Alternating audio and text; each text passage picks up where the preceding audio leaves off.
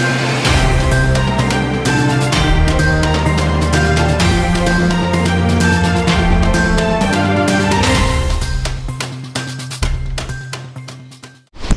नमस्कार. विघ्नर टाइम्समध्ये आपल्या सर्वांचं मनपूर्वक स्वागत. जुन्नर तालुक्याचे माजी आमदार सहकार महर्षी, जुन्नर कृषी उत्पन्न बाजार समितीचे संस्थापक सभापती स्वर्गीय शिवाजीराव काळे यांचा पुतळा जुन्नर बाजार समितीने 5 वर्षापूर्वी उभारला आहे. जवळजवळ 15 लाख रुपये खर्चही केलेले. मात्र या पुतळ्याचा लोकार्पण सोहळा होत नाही. नक्की घोडं अडलंय कुठं हा समजून घेण्याचा आपला प्रयत्न आहे. 1 वर्षापूर्वी या विभागाचे खासदार शिवाजीराव म्हणाले होते की पुढच्या महिन्यामध्ये मी हा पुतळा लोकार्पण सोहळा करतो असं म्हणून वर्ष लोटलं होतं. प्रत्यक्षात मात्र हा विषय मार्गी लागत नव्हता. जर पुतळ्याला परवानगीच नव्हती तो उभारलाही का होता, अशा अनेक शंका निर्माण होत आहेत. स्वर्गीय शिवाजीराव काळे यांनी जुन्नर तालुक्यामध्ये त्यांचं मोठं योगदान आहे, सहकारामध्ये त्यांचं चांगलं काम आहे. असं असतानाही गेले 5 वर्ष हा पुतळा ऊन वारा पाऊस सहन करतोय. प्रत्यक्षात या पुतळ्याचं उद्घाटन अनावरण कधी होते समजून घेण्याचा आपला प्रयत्न आहे. आपल्या सोबत आहेत जुन्नर कृषी उत्पन्न बाजार समितीचे सभापती संजयराव काळे साहेब. काळे साहेब नमस्कार. नमस्कार साहेब, जुन्नर कृषी उत्पन्न बाजार समितीचे संस्थापक अध्यक्ष, माजी आमदार, सहकार महर्षी यांचा पुतळा जो जुन्नर बाजार समितीच्या आवारामध्ये आपण उभा केलेला आहे, हा मोकळा श्वास कधी घेईल? अनेक दिवस हा विषय पेंडिंग आहे.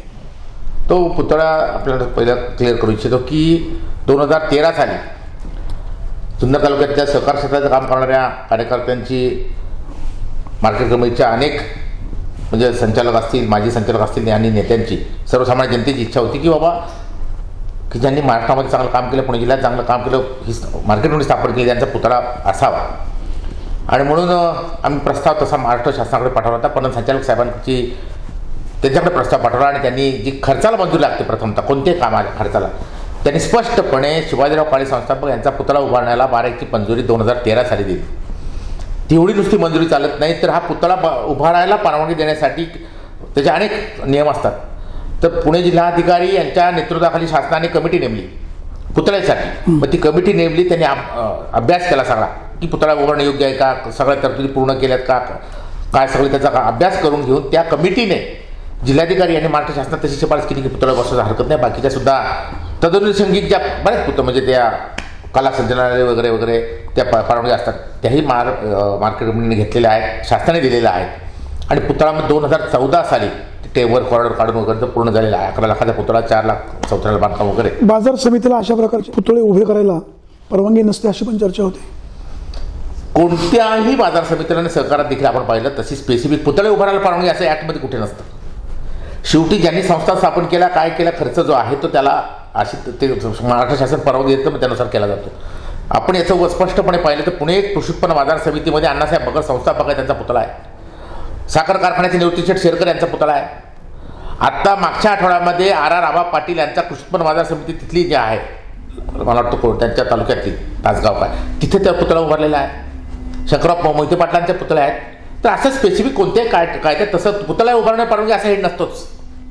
परंतु पणन संचालक, महाराष्ट्र शासन, त्या संबंधित विभाग जे असतात त्यांची परवानगी घेऊन शासनाची दिल्यानंतर पुतळा आणि महाराष्ट्र कलेक्टर यांनी सुद्धा परवानगी दिली आणि महाराष्ट्र शासनाने परवानगी दिली. परवा ह्या पुतळ्याचं नंतर आता ते सांगतो का थांबला होता ते मला खुलासा केला पाहिजे. म्हणजे महाराष्ट्र शासनाच्या मंजुरी घेऊन सगळं परवानगी घेऊन बांधलेलं आहे. परवानगी न घेता बांधू शकत नाही आम्ही. मग एवढे दिवस का लागले अनावरणाला? तर आता 2014 साली प्रत्यक्ष पुतळ्याचं काम पूर्ण झालं. 13ला मंजुरी मिळाली, 1 वर्ष 1.25 वर्षात काम पूर्ण झालं. ते झाल्यानंतर प्रशासक होता, मार्केट कमिटीची मुदत संपली होती, प्रशासक होता. आणि त्यानंतर 15 सालात निवडणूक झाली मार्केट कमिटीची. प्रत्यक्षात कोणत्या सालात मला एक्झॅक्ट आठवत नाही, आता सप्टेंबर ऑक्टोबरमध्ये 15 सालात. आणि मग ते त्यावेळी 18 महिने मी सभापती नव्हतो, 4 लोक माझी कमी होते, तर रघुनाथ लेंडे सभापती होता, बाकी ते होते. आणि मग त्यांनी जे अनावरण करायला हवं होतं ते केलं नाही. त्यांनी काय ते कारण दाखवले. पुतळा उभारून पूर्ण झालेला असताना त्यांनी असा शासनाकडे प्रस्ताव पाठवला की पुतळा उभारायला परवानगी द्या. प्रत्येक वेळी नियम बदलले असतात शासनाकडे. शेवटी तुम्ही प्रस्ताव कसा देता, कोणती कागदपत्र जोडता त्याच्यावर आहे. शासन काय शोधत नाही बसत तुम्ही परवानगी घेतली की काय. तिथं एवढा महाराष्ट्राचा सगळा कारभार व्हायचा असतो. संबंधित सचिव आणि पणन संचालक त्यांनी तो पूर्णतः चुकीचा प्रस्ताव पाठवला होता. त्यामुळे त्यांनी सांगितलं आम्ही पुतळा उभारायला सध्या काय परवानगी देऊ शकत नाही, खर्चाची तरतूद नाही. रघुनाथ लेंडे, स्वर्गीय शिवाजीराव काळे यांचे शिष्य अशा प्रकारे चुकीचा प्रस्ताव कसा पाठवू शकतात? असा पाठवला होता, रेकॉर्ड आहे. का पाठवला, कसा पाठवला त्यांचं त्यांना माहिती. मला तर असं कळलं होतं की ते म्हणजे मी अनावरणच होऊन देणार नाही किंवा असं काय नाही, जाऊ दे, असं खाजगीत बोलल्याचं असं माझ्या कानावर आलं.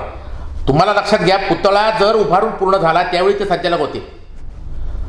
प्रस्ताव कसा पाहिजे, अनावरणाचं लोकार्पण सोहळा. तसं न करता त्यांनी केलं. शेवटी नियम बदलत असतात आणि महाराष्ट्र शासनाच्या संबंधित विभागाला जर तुम्ही हे दिलं की शासनाची परवानगी आहे, कलेक्टरची परवानगी आहे, खर्चात परवानगी आहे पुतळा उभारण्याच्या, त्याप्रमाणे पुतळा उभारला तर शासनाचा काय प्रश्न येतो. त्यानुसार जेव्हा हे झालं तो म्हणजे 18 महिने ते लक्षात घ्या. नंतर परत खासदार साहेबांना तुम्ही म्हटल्यानंतर तुम्ही निदर्शन आणलं होतं. मी सभापती झाल्यानंतर पहिले प्रशासकीय काम बरीच होती, जरा बरेच कॉम्प्लिकेशन झाले होते, म्हणजे कोर्ट कचेऱ्या त्यांच्या कारणामुळेच मार्केट कमिटीला त्याच्यातच माझं आमचं वर्ष गेलं सगळ्या संचालकांचं. तर मॉन्टे कार्लो असेल, मोरमाचं याचं असेल, इतर चौकशा शासनाकडून आलेल्या सगळे त्याची पूर्तता करायला लागली. आणि मग पुन्हा संचालकाकडे खासदार साहेब गेले, आम्ही गेलो, सुभाष देशमुख साहेबांकडे गेलो, ते सांगितलं. मग ते म्हटले माहिती घेऊन सांगतो. ही वस्तुस्थिती आहे. त्यांनी खासदार साहेबांनी प्रयत्न केले, कारण पहिला प्रश्न असा चुकीचा दिला. आणि नंतर मागच्या आठवड्यात पण घेते म्हणे मला नक्की माहिती सांगा मंजुरी होती का वगैरे. म्हणून मागच्या आठवड्यात खासदार साहेब गेले, सुभाष देशमुख साहेबांनी त्यांनी सगळं सांगितलं, स्पेसिफिक कलेक्टरची परवानगी सगळं आहे. तर म्हणे परवानगीची जरूरच नाही लागत. जर पुतळा उभारायला 12ची शासनाने परवानगी दिली पण संचालक तुम्ही घेतली असेल तर अनावरणाची परवानगीची अशी कुठं तरतूद आहे म्हणे. अनावरणाला पहिली तरतूदच मेन आहे जे खर्चाला, ती घेतली की झालं शासकीय, ते प्रिझम्पशन आहे. म्हणजे असं असल्यामुळं त्यांनी म्हटलं नाही तरी त्यांनी स्पेसिफिक ऑर्डर केली की परत संचालक यांनी तपासून मान्यता द्यावी. पण तरी ह्या सगळ्या बाबीला तब्बल 1 वर्ष लागलं. अगदी बरोबर. अडचण काय होती? नाही, अडचण नाही. आता शेवटी ते शासकीय तिथं त्यांचे सुभाष देशमुख साहेब असतील ते इकडं ते पातळीवरचा विषय होता. मध्ये आता 2-3 महिने जवळजवळ अधिवेशन होतं लोकसभेचं, त्यामुळे तिथं त्यांनी स्वतः केलं. आता मला वाटतं त्यांनी स्पष्ट हे केलं पत्र आहे आपल्याला. आता कधी 20 जानेवारी 2019ला त्यांनी सुभाष देशमुख साहेबांनी ऑर्डर केली आणि काल एका दिवसातच पन्नास संचालक साहेबांनी ते पाहिल्यावर तुरंत त्याच्यासाठी केलं की पुतळ्याची अनावरणाला जेव्हा मारायची मंजुरी घेतल्यामुळे तशी तरतूद आहे, अनावरणाची आवश्यकता, परवानगीची आवश्यकता नाही. आपण पुढील एक कृती आता वेगळ्या परवानगीची गरज नाही, पण प्रत्यक्षात हा पुतळा मोकळा श्वास कधी होईल, अनावरणाचा कार्यक्रम कधी होईल? आता ते काल परवानगी मिळाली.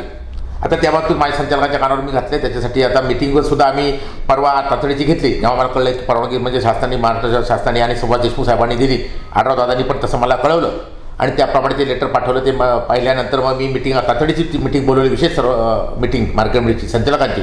आणि त्यामध्ये सुवर्ण महोत्सव पण राहिला आहे तो, आणि पुतळ्याच्या अनावरणाची कार्यक्रम रूपरेषा ठरवावी म्हणून अशी मिटिंग घेतलेली आहे. आता लोकसभा मार्चमध्ये सुरू होईल. तर आमचा संचालकांचा असा विचार आहे, माझा असा विचार आहे की आचारसंहिता लागण्यापूर्वी या फेब्रुवारी महिन्यातच त्याचं अनावरण आणि सुवर्ण महोत्सव जो राहिलेला आहे तो करण्याचा असा मानस आहे. साहेब, तुम्ही जुन्नर कृषी उत्पन्न बाजार समिती चालवत असताना पक्षीय राजकारण करत नाही, पण सगळ्या पक्षांची मदत घ्यावी लागते. आता खासदार साहेबांनी तुम्हाला ही मंजुरी मिळवून दिली, तुम्ही राष्ट्रवादी काँग्रेसचे कट्टर कार्यकर्ते आहात, मग हा सगळा समन्वय कसा साधणार? आता असं आहे की मी सभापती निश्चितच मी म्हणजे मार्केट कमिटीचा आहे, पण आज सभापती कृषी उत्पन्न बाजार समितीचा माझ्या जुन्नर तालुक्याला जनतेचा आहे, शेतकऱ्यांचा आहे. हेही मान्य केलं पाहिजे. आज शिवसेनेच्या सहकार्यामुळे मी सभापती आहे. मी राष्ट्रवादीचा जरी असतो तरी मागे आता राजकीय त्याच्यात परत जायचं नाही. अतुल बेनकेने काय केलं, कोणी काय केलं, शरद लेंडेने काय केलं, रघुनाथ लेंडेने काय केलं, कसं केलं, वळसे पाटाने काय आदेश दिला, राजाने काय आदेश दिला, त्यामुळे काय काय झालं हे सगळं चित्र तालुक्याला, जुन्नर तालुक्याला नेत्यांना माहिती आहे, तुम्हाला माहिती आहे. आणि म्हणून आज मला त्यांची शिवसेनेची मदत झाली म्हणून मी सभापती आहे. माझी राष्ट्रवादीचे लोक आहेच आहे आमच्यातलं पण समजा, आणि आजांच्या पुढे पण विषय झाला, सगळं क्लिअर झालं, पवार साहेबांपर्यंत झालं. आणि पुतळ्याची परवानगीची जी परवानगी आणली ती आढराव दादांनी आणली, खासदार शिवाजीराव आढराव दादा यांनी आणलेली आहे. सुभाष देशमुख साहेब जे पणन मंत्री ते भाजपचे आहे, कॅबिनेट मंत्री, त्यांनी परवानगी दिलेली आहे. आणि ही मार्केट कमिटी शेतकऱ्यांची आहे, पक्षविरहित आहे. आज मी सहकार परिषद शिवाजीराव काळे हे ते संस्थापक आहेत. आता माझा अशी कल्पना आहे की त्यांनी आदरणीय शरदचंद्र पवार साहेबांबरोबर काम केलं, ते राष्ट्रवादीचे होते, त्यांच्या अखेरपर्यंत त्यांनी शरद पवार साहेबांबरोबर काम केलं. मी राष्ट्रवादीचा आहे आणि ज्यांच्याबरोबर काम त्यांनी शिवाजीराव काळेंनी केलं, म्हणून माझी अशी कल्पना आहे. तरी परत पाहिजे मी काय की शरदचंद्रजी पवार साहेबांच्या हस्ते पुतळ्याचं अनावरण करायचं. कार्यक्रमाचं अध्यक्षपद खासदार साहेब शिवाजीराव आढराव दादा यांनी करावं. एक त्यात फायनल संकल्पना नाही म्हणजे शेवटी माझ्या सहकारी कामात. आणि सुभाषराव देशमुख साहेब सुवर्ण महोत्सव करायचा, मला एक कृषी प्रशासन सुवर्ण महोत्सवाचं उद्घाटन सुभाष देशमुख साहेबांच्या हस्ते करावं, असं एक सर्व पक्षाच्या लोकांना बरोबर घेऊन एक असा कार्यक्रम शेवटी केला पाहिजे. आणि त्याला काय त्याचं कोणाचे हे विरोध असण्याचं कारण नाही. सगळ्यांना बरोबर घेऊन हा कार्यक्रम माझ्या शेतकऱ्यांचा, इथं पक्षीय कार्यक्रम होता ना राष्ट्रवादीचा, ना शिवसेनेचा, ना भाजपचा, हे सगळे माझे सहकारी त्याच्या माझे सहकार्य करतात. भाजपचे पण तज्ज्ञ संचालक आहेत, सगळे आहेत. आणि आजपर्यंत माझं 15, 16, 17 वर्षाचं राजकारण मी स्वतः आहे. आपण पाहिलं असेल की मी सगळ्यांना बरोबर घेऊन राजकारण करतो, पण निश्चित मी राष्ट्रवादीचा आहे. परंतु शिवाजीराव काळेंनी त्यांच्याबरोबर काम केलं होतं पवारसाहेबांबरोबर, आणि पवारसाहेब सुद्धा मागे म्हणाले होते की मी पुतळ्याच्या अनावरण येईल, परंतु त्याही वेळी योगा असा की अशा आचारसंहिता सुरू झाली का म्हणाल लोकसभेची, विधानसभेची, त्यामुळे तो कार्यक्रम होऊ शकला नाही. काळेसाहेब, आपण फार काळ कोणाशी दुश्मनी ठेवत नाही, दुश्मनी करतही नाही, आणि कोणी नादी लागलं तर त्याला सोडत पण नाही, ही वस्तुस्थिती आहे. रघुनाथ लेंडे स्वर्गीय शिवाजीराव काळे यांचे जुने सहकारी, झालं गेलं, सोडून दिलं. जर तुम्ही पुन्हा मित्र होऊ शकता, समोरच्यांनी जर असा प्रस्ताव ठेवला की काळेसाहेब माझ्याकडनं चुकलं, आपण एकत्र येऊ, तर आपली भूमिका काय असेल? नाही, माझी भूमिका आज पाहिलं, अतुल बेनकेचं पाहिलं, सगळ्या यांना पुनरुत्पत्ती करायचं नाही. आज माझी भूमिका आहे, मी राष्ट्रवादी पक्षाचा आहे. मी राष्ट्रवादी पक्षातला वाद संपुष्टात यावा या हेतूने मी निश्चित काम नाही केलं, आमदार केलं त्याचं, तटस्थ राहिलो, हे खरं आहे. ते मला नंतर शल्य झालं, काम नाही, विरोधी केलं नव्हे, पण तटस्थ राहिलो. हे दादांना सांगितलं, त्यांना माहिती आहे, तालुक्यात जनतेला माहिती आहे. परंतु त्यांनी बँकेला माझ्या विरुद्ध काम केलं. मग मार्केट कमिटीला पण मी म्हटलं ठीक आहे, यांच्याशी आदरणीय अजितांशी संमती घेऊन मी शिवसेना काँग्रेसची आघाडी केली होती. परंतु पुन्हा वडसे पाटील म्हणाले की नाही, आपल्याला राष्ट्रवादीच करायचं, आणि म्हणून मी आमच्यातले वाद मिटवायचे म्हणून प्रयत्न केला. पुन्हा अतुलने विरोधी काम केलं, हे जे नेते आपण केलं तालुक्याला जनतेला माहिती आहे. मी प्रामाणिकपणे आघाडी तोडली होती, परंतु ते असं नाही, आज आढराव दादा पण आज ज्येष्ठ नेते आहेत आणि अजितांची संमती घेऊन मी आघाडी केली होती. परंतु एवढं होऊनही आज माझी भूमिका अशी आहे की अतुल कसाही वागला तरी मला राष्ट्रवादी पक्षासाठी काम करायचं, मला त्याच्यासारखं वागून चालणार. तुम्ही जसं म्हणाल तसं त्याचा मला आर्थिक फटका असेल, राजकीय फटका असेल, लोकांचं प्रेम कमी नव्हतं झालं त्यावेळी, नाही आजही नाही. परंतु नेत्यांच्या गेल्यावर परत परत आपण ते काढणं, शेवटी माझं घर आहे हे, आणि मला राष्ट्रवादीचं घर आहे, ते कसं आहे म्हणून मला अतुल कसा वागला म्हणून मला तसं वागता येणार नाही, ही माझी मी भूमिका ठरवली. आणि म्हणून रघुनाथ लेंडे जरी कसाही वागला असता, शेवटी सहकारमंत्री शिवाजीराव काळे माझ्या वडिलांनी त्याला प्रथमतः सहकारात आणलं. चेअरमन सोडून तो कुठेही नव्हता, पिंपळवंडीचा चेअरमन सोडून तो सहकारात नव्हता, कुठेही नव्हता. राजकारणामध्ये त्यांना जे महत्व निर्माण झालं ते स्वर्गीय शिवाजीराव काळे यांच्यामुळे, त्यांना विचारा, वास्तव आहे. येस, खरेदी विक्री संघात घेतला, नंतर इकडे घेतला, ते घेतलं, आणि तो त्याचा चुकला. मी नंतर तुम्हाला सांगतो, मी तो सभापती झाल्यानंतर कसा झाला, काय झालं, मी माझ्या मनाला आत्मपरीक्षण केलं की ठीक आहे, माझं काय चुकलं असेल म्हणून मी शांत राहिलो. मी लोकांना दोष देण्यापेक्षा माझा निर्णय, मी काय काय चुकलं ते मी आत्मपरीक्षण करत बसलो. त्याला मी कधी, तुम्ही विचारा संचालकांना, त्यांना विचारा, मी कधीही 18 महिन्यात तक्रार अर्ज केले नाही. फक्त ते 45 गाड्यांचा अतिरेक झाला म्हणून त्याच्या तक्रारी केल्या, मी काही नाही, मी माझं आत्मपरीक्षण करलं म्हटलं. परत शेवटी लोकांनी, संचालकांनी बंड केलं, अतिरेक झाला शेवटी, आणि वरतून आदेश आले, त्यामुळे झालं, याच्यामुळे झालं. आजही काय मला त्याच्या सुडाची भावना माझी काय. तुम्ही आता सभापतीच आहे, रघुनाथ लेंडे तुमचे जुने मित्र होते, भविष्य काळामध्ये सुद्धा तुमच्या दोघातली मैत्री व्हावी जेणेकरून पक्षाला पण चांगला फायदा होईल, आपली सकारात्मक भूमिका काय असेल? नाही, मैत्री वगैरे एवढं सोपं नाहीये, मैत्री नव्हे, परंतु अतुल बेनके आणि तुमच्यामध्ये प्रचंड दुरावा होता, हा दुरावा कमी झालाय पक्ष हितासाठी. तसंच रघुनाथ लेंडे जर म्हणाले की काळेसाहेब माझं चुकलं, मी दिलगिरी व्यक्त करतो, आपण एकत्र येऊया, तर हरकत काय? पक्षवाढीसाठी, पक्ष संघटनेसाठी. माझं तुम्हाला सांगतो पाणीसाहेब, हा परत एक गैरसमज हे करा की माझं काही त्याला म्हणणं नाहीये, परंतु हे ज्या काय काय कारवाई झाल्या, हे झालं, हे शासनाने केलेलं आहे. सर, त्यांच्यावर जी कारवाई होईल ती नियमात होईल. बरोबर. ते दोषी असतील त्या कुठे मुरमाच्या प्रकरणात, तर त्यांना नियमात फाशी होईल. पण व्यक्तिगत मैत्री म्हणून हा दुरावा पक्षाला पण घातक आहे. कुठेतरी विचारांची बैठक एकत्र असावी, असा सकारात्मक विचार का होत नाही? नाही, माझा आहे ना, मी ठरवलंय. तुम्हाला असेल आता परवा अतुल बेनके यांनी ते कार्यक्रमाला बोलवत नव्हते मला त्यांच्या, ठीक आहे, परवा बोलू. आता अर्थात अजितबरोबर आम्ही बसल्यावर त्यांचा पण विचार हे झाला, त्यांच्या आई पण आल्या, पवार साहेबांपुढे पण थोडा मागच्या 6 महिन्यापूर्वी हे झाला, आणि मी माझ्या मनाने ठरवलं की नाही. आजही मी त्यांना म्हटलं, तुला कसं, मी असं ठरवलंय, शेवटी लोक, मी अजितांना मानतो, पवार साहेबांना मानतो, राष्ट्रवादीचं मी आहे. काळेसाहेब आता मागे जाऊन नाही, म्हणून तेच सांगतो तुम्हाला, त्या संदर्भाने सांगतो. म्हणून मी स्वतःहून परवा 4 दिवसापूर्वी त्यांनी हा मेळावा घेतला, नोकरी मोसू. येस, आजपर्यंत मी कधीही म्हणालो नाही किंवा अतुल बेनकेला पाठिंबा किंवा ती विधानसभेचं, परंतु पहिल्यांदा मी बोललो की विधानसभेचे उमेदवार, कारण तो राजकीय कार्यक्रम नव्हता, परंतु एवढं स्पष्ट इंडिकेशन दिलं मी की विधानसभेच्या 2019चे उमेदवार राष्ट्रवादीचे अतुल बेनके. तुमचं हे वक्तव्य राजकीय का वास्तव? वास्तव. मी ती उमेदवारी मागणार नाही, आणि त्यामुळे, आणि माझा तो काम करतोय, वल्लभ शेट्टी काम केलं म्हणून ते बोललो एकच, कारण तो राजकीय कार्यक्रम, तिथं बाकी बोलायचं नव्हतं व्यासपीठ, परंतु मी हे पहिल्यांदा बोललो. आणि तिथे 2000 मला माझा पाठिंबा अतुल बेनकेला आहे राष्ट्रवादीचा, म्हणून निश्चित पाठिंबा, त्या दृष्टीनेच माझं इंडिकेशन होतं, मी बोललेलो आहे. केवळ भाषण तिथे करायचं म्हणून नाही, आणि म्हणून मी पूर्ण हे केलं की माझा तुला पाठिंबा, मी तुझ्याबरोबर आहे, माझ्या पक्षाचा मला त्याचा अभिमान आहे, आणि म्हणून मी सोडून दिलं मी ते जे आहे त्या एका वाक्यात एवढं सोपं नाही आहे. मी संपूर्ण सोडून दिलं, माझा त्याला पाठिंबा आहे विधानसभेला आमदार म्हणून, म्हणजे आमदारकी लढवायला. आणि म्हणून मी ते बोललो, मी विधानसभेची उमेदवारी म्हणून म्हणालो.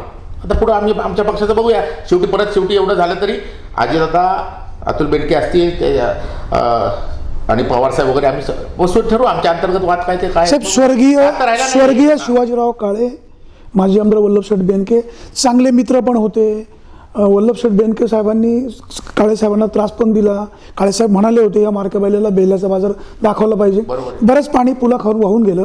पण या सगळ्या गोष्टीमुळे आज राष्ट्रवादी काँग्रेसला त्रास होतोय किंवा सत्ता पण तुमची जाते भविष्य काळामध्ये. हे सगळे मतभेद कायमस्वरूपी मिटतील का आणि ह्या मतभेदांना मूठमाती देणार का? मी त्याच दृष्टीने त्याची उमेदवारी जाहीर केली. मी याच भावनेतून की बाबा त्याचा फायदा आम्ही जर मांडलो हे मान्यच केलं पाहिजे. काळे, बेनके, शेरकर यांची माझं संजय काळे सोडाकी एक तालुक्यात लोक मानतात आणि त्या दृष्टीतून आपण आपलं भांडलो तर राष्ट्रवादीचं नुकसान होतं. बसलाच म्हणजे झालंच तसं, वस्तुस्थिती आहे. मी तटस्थ राहिलो त्यामुळे आता काय. आणि मग तसं होऊ नये म्हणून मी आघाडी तोडली होती. आणि तसं होऊ नये, राष्ट्रवादीचं चांगलं व्हावं, आपल्या देखील राहावी म्हणून, आपल्या घरातलं वाद अजून वाढू नये म्हणून मी शेवटी मोठ्या भावासारखा म्हणून आज मी निर्णय घेतला आणि मी त्यांना परवा पाठिंबा दिलेला आहे. मी माझ्याकडून केलंय. मी म्हणजे तुम्ही जे म्हणतात ते होईल का, म्हणजे माझ्याकडून सकारात्मक पाऊल नाही, 100% मी निर्णय घेतला आणि ते माझं पाऊल पहिलं आहे. एवढं सोपं नाही आहे त्यांना पाठिंबा देणं, जाहीर करणं. म्हणजे वास्तव अगदी चांगल्या प्रामाणिक भूमिकेतून मी केलेलं आहे. असं आहे. तुमचे दुखावलेले कार्यकर्ते तुमच्या या निर्णयाचं स्वागत करतील? निश्चित असं आहे. शेवटी ते आहे तर जे शेवटी मी आता म्हणतो असं माझ्या कुटुंब आहे त्याच्यातला आता मी करता माणूस आहे. त्यामुळं आता जरी ते काय ते लवकर सगळं ऐकत नाही, परंतु शेवटी अजितदादा आहेत, ती तिथे आले होते, इथे बसले, माझे पुण्यात माझी चर्चा अनेक वेळा झाली. पवारसाहेब आहेत. मग आमच्या शेवटी त्यांना शांत करावं लागेल, समजून काढावं लागेल. त्यांना विश्वास नाही बसत की अतुल कसा वागेल. बाबा तुम्ही स्वतः ठीक आहे म्हणे मार्केट कमिटीला तुम्ही चांगल्या भावनेने केलं पण तो वागला नाही. त्यांना विश्वास नाही वाटत त्याच्या वागण्याचा. माझ्यावर विश्वास आला तरी ठीक आहे, ते समजून सांगायला लागेल, काय त्यांना खात्री द्यायला लागेल. मग त्यासाठी ठीक आहे अजितदादा परत अतुल बसू, आम्ही पवारसाहेब वगैरे त्यांच्यापुढे करून टाकू, रुजवात काय करायचं ते करू. पण तू ऐकणारच नाही असे नाही माझे कार्यकर्ते जे आहेत. पक्ष महत्त्वाचा आहे. शेवटी आपलं घर टिकलं, हे टिकलं तर बाकीचं आमचं आहे.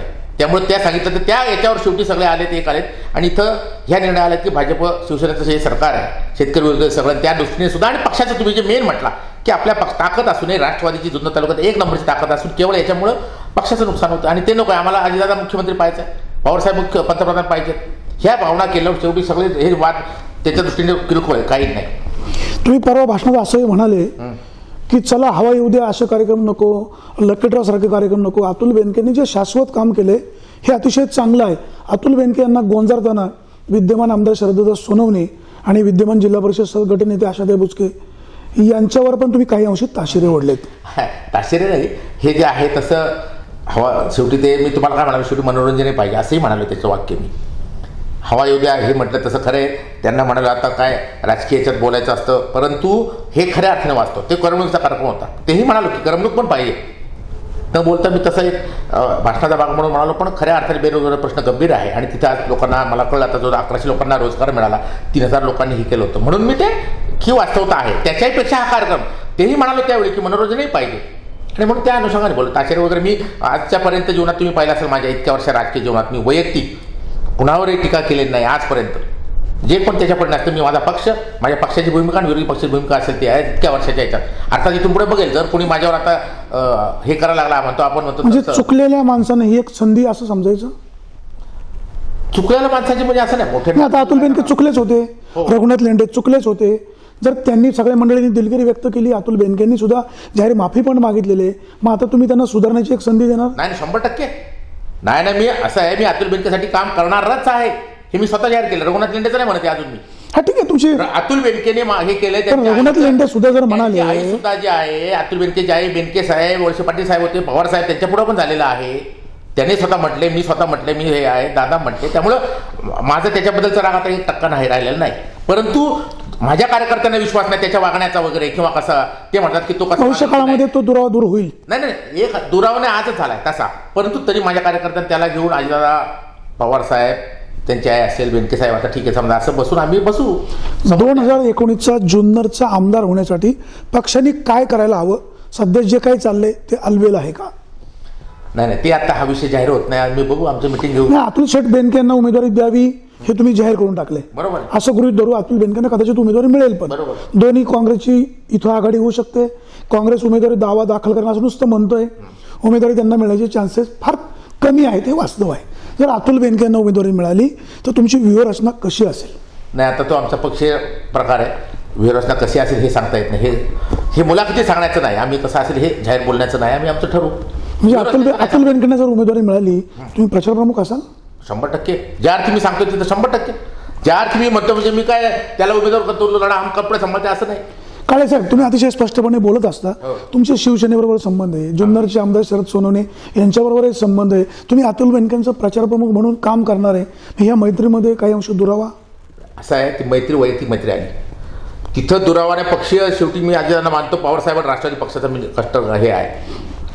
आणि आज सुद्धा मी जे करतोय अतुल बेनकेशी जोडून घेण्याचं म्हणतोय, किंवा मी सगळं तो कसाही वाईट वागला चुकीचा वागला तरी जे करतोय केवळ आणि केवळ अजितदादावर शरद पवार पक्षावर प्रेम करतो या भावनेतून करतोय, या हेतूने. त्यामुळं तिथं कसं त्यांना राग येण्याचं कारण नाही आहे. पवारसाहेब आणि बाळासाहेब ठाकरेंची होती ते एकमेकांना अगदी काही बोलायचे सर्वश्रुत आहे.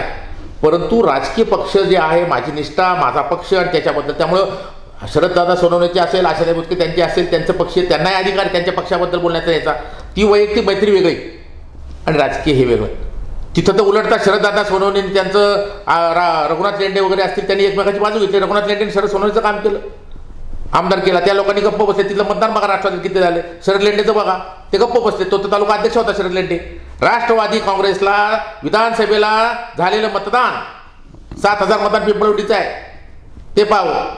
आणि रघुनाथ लेंडे डायरेक्ट म्हणतो, आम्हाला म्हणायचा अजूनही म्हणतो की नाही, आम्हाला शरद सोनवणे उभा राहिला त्यावेळी माझ्याबरोबर संचालक होता आणि विधानसभा लागणार होती 14 साली, आम्हाला शरद सोनवणेचं काम करावं लागेल गावचा उमेदवार म्हणून. अगदी हे आम्हाला बोललेलं आहे. मी ऐकू नाही म्हणत, ते खोटं सांगत नाही. आणि आपण रेकॉर्ड बघा. फक्त तो अतुल बेनकेला वाटलं माझा आहे, संजय काळेला जरा शह द्यायला बरा आहे म्हणून जवळ केला. अंगलट आलं.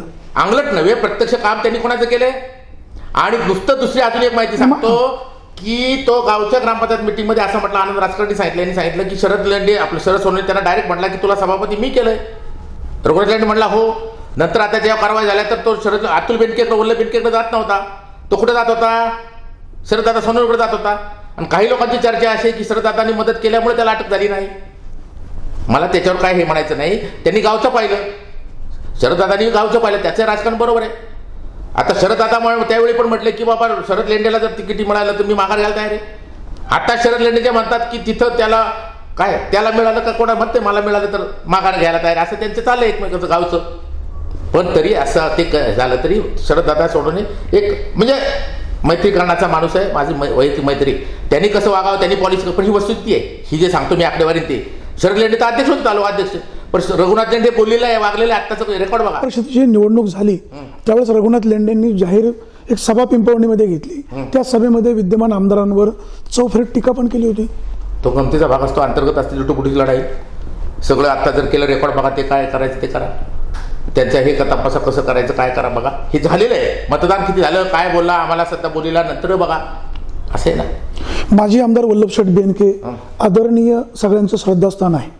त्यांच्यावर विद्यमान आमदार अनेकदा टीका करतात. कुठंतरी राजकारणाचा टक्का घसरतोय किंवा अतुल शेठ बेनके सुद्धा विद्यमान आमदारांवर टीका करताना कुठेतरी टीका वेगळ्या दिशेने चालते. तालुक्याची राजकीय दिशा किंवा ह्या टीका टिप्पणी भविष्य काळामध्ये अडचणीची पण होईल असं वाटतंय. तुम्ही कसं पाहता? असं आहे, वल्लभशेठ बेनके माझ्या पक्षाचे माझे ज्येष्ठ नेते आहेत. त्यांचं वय झालेलं आहे, तब्येत बरी नसते. त्यांना आता राजकारणात ओढणं, आता ठीक आहे अतुल बेनके तुझा प्रतिस्पर्धी आहे किंवा त्याच्यावर बोलणं, मुळात प्रथमतः मी सांगतो, मी आज 16-17 वर्ष आहे, म्हणजे शरददादापेक्षाही अगोदर मी सिनियर त्याला राजकीयदृष्ट्या. तो जरी आमदार असले ते तरी अतुलपेक्षा तर आहेच, सगळे वयाने राजकीय सगळंच.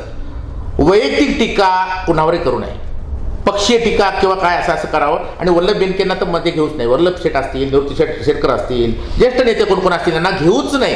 ते ज्येष्ठ नेते होते.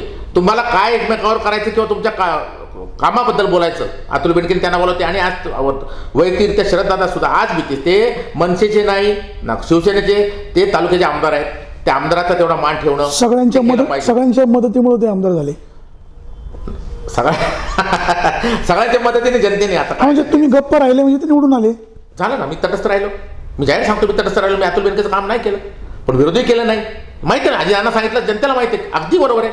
आणि नाही त्याच्याबरोबर नुसतं त्याचे क्रेडिट त्याने काम तो जे फिरले दिवस रात्र फिरले सगळ्यांबरोबर संबंध ठेवले त्याचं झालं. लोकांना ते नव्हतं, त्यांना डोक्यावर घेतलं. आणि आता तुम्हाला मगाशी म्हणाल्याप्रमाणे असं नाही, आज ते मनसेचे म्हणून नव्हे, ते तालुक्याचे लोकप्रतिनिधी आहेत, जुन्नर तालुक्याचे आमदार आहेत. म्हणून शेवटी आमदाराचा रिस्पेक्ट ठेवला पाहिजे. कोणी नाही, तालुक्याचे आमदार म्हणून प्रत्येकाला रिस्पेक्ट असणं आहेच, तो असायलाच हवा.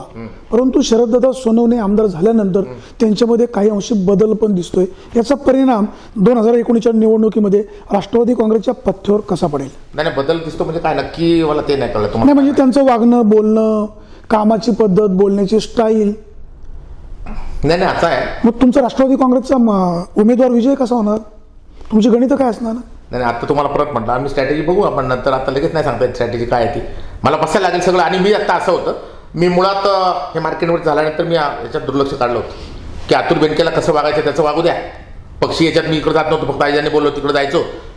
अतुल बेनके मला बोलत नव्हता किंवा कसं त्यांना वाटायचं की संजय काळा माझा शत्रूच आहे, किंवा कसं त्याला वाटलं रघुनाथ रेड्डीपरा मला एक प्यादे मिळालं हाताशी माझ्या विरुद्ध वापरायला. पण तालुक्याच्या जनतेला ते मान्य नव्हतं. राष्ट्रवादीच्या कार्यकर्त्यांना तुम्ही जो रिपोर्ट घेतला त्यावेळी मान्य नव्हतं. तुम्ही प्रचंड सगळ्यात मातांनी निवडून आलो, तू जास्त आजही आलो. आणि शरददादा काय करतो, मी त्या राजकारणाचं मी हे करून टाकलं होतं. ठीक आहे, शांत राहायचं मी ऑब्झर्व करत होतो. त्यामुळे आता बघूया काय. मग गेल्या 4-4.5 वर्षामध्ये आमदार शरददादा सोनवणे यांनी जी कामं केलेली आहेत याच्यामध्ये तुम्ही ऑब्झर्व काय केलंय?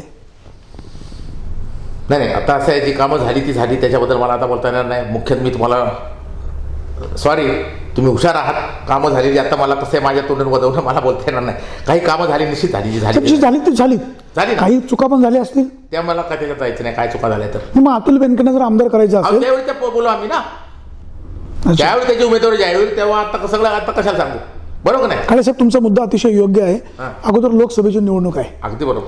पुणे नाशिक रेल्वे चालू झाली नाही, बैलगाड्याचा प्रश्न लोंबकळत आहे, पुणे नाशिक बायपासचाही प्रश्न प्रलंबित आहे, विमानतळ तिकडं गेलं, हे प्रश्न सगळे अडचणीचे जैसे ते आहेत. तुमची सगळ्या पक्षांची मैत्री आहे. राष्ट्रवादी काँग्रेसचा या विभागातला खासदार निवडून जावा असे पक्षप्रमुखांचे प्रयत्न पण आहेत. कसं पाहता? नाही बरोबर आहे. आता मुख्य तुम्ही पाहता नुसतं हे रेल्वे वगैरे प्रश्न नथिंग आहे. पूर्णतः भाजप सरकारचं जे सेंट्रल गव्हर्नमेंट भाजपचं आहे, आज मोदी सरकारचं म्हटलं जातं, हे मान्यच केलं पाहिजे. मी पण आता लोकांमध्ये फिरतो, आपण पाहिलं असेल, आपण एक ज्येष्ठ आणि अभ्यासी पत्रकार आहात. भाजप सरकारचं जे धोरण आहे की त्यांनी जे स्वप्न दाखवली आजचे दिन वगैरे वगैरे, मुख्यतः सगळ्यात स्वामीनाथन समितीचा आम्ही आयोग शेतकऱ्यांना की लागू करू, तिडपट हमीभाव देऊ, 2 कोटी नोकऱ्या देऊ प्रत्येक वर्षी, महागाई कमी करू, काळा पैसा आणू आणि कमी टॅक्स करू, एक रकमी टॅक्स करू, कर प्रणाली करू. याचा जर अभ्यास केला तर टोटल फ्लॉप झालेला आहे. भारतातली सर्व थरातली जनता बेजार झालेली आहे. रघुराम राजन, हार्दिक पटेल, रघुराम राजन आंतरराष्ट्रीय स्तराचे गव्हर्नर, आम्ही राजकीय पक्षाच्या शरद पवार साहेबांनी बोलणं, आमच्या कोणी राजकीय एखाद्या मुख्यमंत्र्यांनी बोलणं, आम्ही बोलणं, ही गोष्ट वेगळी आहे. रघुराम राजन यांनी असं स्टेटमेंट केलं की मोदी सरकारच्या धोरणामुळे याच्यामुळं जागतिक आर्थिक मंदी आलेली आहे. पूर्णतः निर्णय चुकीचा. हार्दिक पटेल यांनी राजीनामा दिला. जेव्हा अर्थतज्ञ जागतिक अर्थतज्ञ सांगतो हे मान्य करायला हवं. आणि सगळी खोटी आकडेवारी. आज इथे शेतीला हमीभाव नाही, आता शेतकरी आत्महत्या करतायत. हमीभाव 4.5 वर्ष झाले, त्यांनी सांगितलं की हमीभाव देऊ तर दिले नाही. 800 रुपयाची गोण आज 1400 रुपयाला खताची गोण झाली. सबसिडी तुम्ही सांगा की आज त्यांनी 1000 रुपयावर नेला गॅस. सबसिडी काँग्रेस सरकारचं होतं, राष्ट्रवादीचं होतं, इंदिरा गांधी होत्या, बाकी मागे होतं, मनमोहन सिंग असतील. 400 रुपयाला गॅस सिलेंडर होता आणि ते सबसिडी डायरेक्ट सबसिडी द्यायची, खताला पण द्यायचे. इथे काही लोक असे हातावर पोट भरणार की त्यांना 1000-1200 रुपये नाही ना गॅस सिलेंडर घ्यायला. उज्ज्वला गॅसमध्ये काय काय दिले लोक, ते परत सरपण वापरायला लागले, त्यांना 1000 रुपयाचा गॅस घ्यायला नाही. टोटल कांद्याचे बाजारभाव कमी झाले तर एकरी 40,000 रुपये अनुदान पण दिलं. ते अनुदान आता पुणे जिल्हा बँकेत मी संचालक म्हणून काम करतो. सगळ्यांचं अनुदान आहे, ते इतके क्लिष्ट आणि सारखं एका रात्रीत बदलतात. आज ते सगळं मागे सुद्धा कर्जमाफी केली, ती सुद्धा पवार साहेबांनी सरसकट 70,000 कर्जमाफी केली, सरसकट. त्याचं कॉम्प्लिकेशन सरकार सुद्धा, आमचे तलाठी असतील, अधिकारी असतील, डीडीआर साहेब असतील, सहकार खात्याचे अधिकारी सुद्धा इतके झाले, कुणाला अनुदान नाही, काय नाही. आणि त्याच्यात फार अनागोंदी कारभार झाला. नोकऱ्या मिळाल्या नाही, काळा पैसा आणला नाही. 11,000 कोटी चलन, ते छपाई आपण आता अभ्यास, 11,000 कोटी गेले. हे लोक तिथं गेली. आणि जीएसटी जो आहे 18% 28%, फार एक्सचेंज. आता पेट्रोल 100 रुपये पण गेलं. त्याच्यामुळे अर्थव्यवस्था हे झाली, नोकऱ्या आणि शेतकरी वर्ग सगळं हे झालंय. तरुणांमध्ये तुम्ही जर शहरात सुद्धा गेला तर टोटल फ्रस्ट्रेशन त्यांना आले. भाजप सरकारच्या या चुकीच्या धोरणाचा फटका विद्यमान खासदार शिवाजीराव यांना बसू शकतो.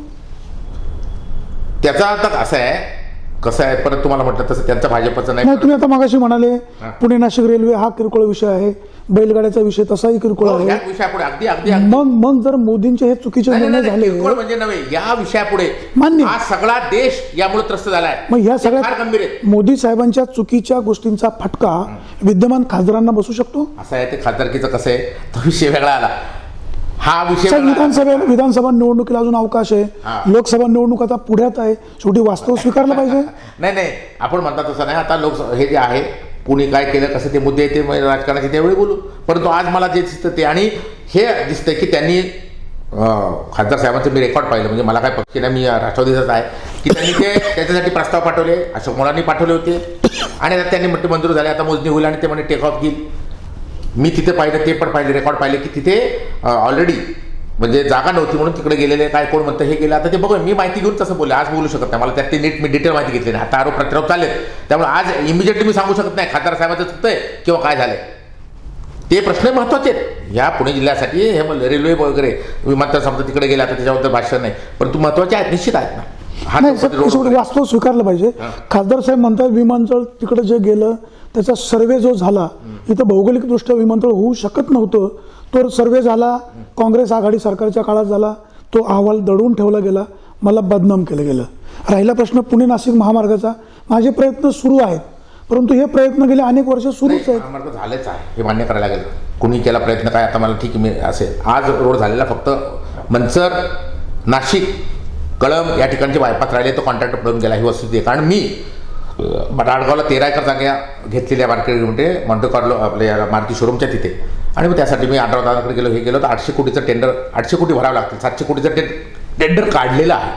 मी सभापती आहे ना, त्यांच्याकडे गेलो, ती सगळं रेकॉर्ड पाहिलं, माहिती पाहिली, टेंडर काढलेले पण तू कोणी घेत नाही, ते म्हणतात आम्हाला भरपाई द्या, मॉन्टे कार्लो कंपनीचा हा प्रॉब्लेम झालेला आहे. आणि इथे आता 40 कोटी मंजूर झाले, हे रस्त्याचं काम झालेलं आहे, चाललेलं आहे, हे झालेलं आहे. हे बायपास राहिले, फक्त राहिलं नव्हे, हे थोडे शॉर्ट जे फॉल आहेत, म्हणजे थोडा इथले ॲक्विशन राहिले, कळंब, मंचर, खेड, आणि ते बायपासचं थोडंसं हे राहिलेलं आहे, ते समजा त्यांच्या पातळीवर पूर्ण होईल. हे मान्य केलं पाहिजे, झालं आहे, ते पूर्ण झालं आहे. आणि आत्तासुद्धा म्हणजे वर्षापूर्वी आपल्याला 5 ते 4.5 तास लागायचे पुण्याला जायला, पण आता थोडंसं काम झालं, रोड रनिंग झालं, खेडला अतिक्रमण निघाल्यावर आता निदान 2-2.5 तासात पुण्यात पोहोचतो. काळे साहेब, तुम्ही नेहमीच चांगल्याला चांगलं म्हणता, खऱ्याला खरं म्हणता. हो. खासदार शिवाजीराव यांनी जे चांगलं केलं असेल ते चांगलंच केलं, विद्यमान आमदार शरददादा सोनवणे यांनी जे चांगलं केले ते चांगलंच केले. बरोबर. ह्या दोन्ही ठिकाणी राष्ट्रवादी काँग्रेसचे उमेदवार विजयी कसे होणार, तुमची व्यूहरचना काय असेल?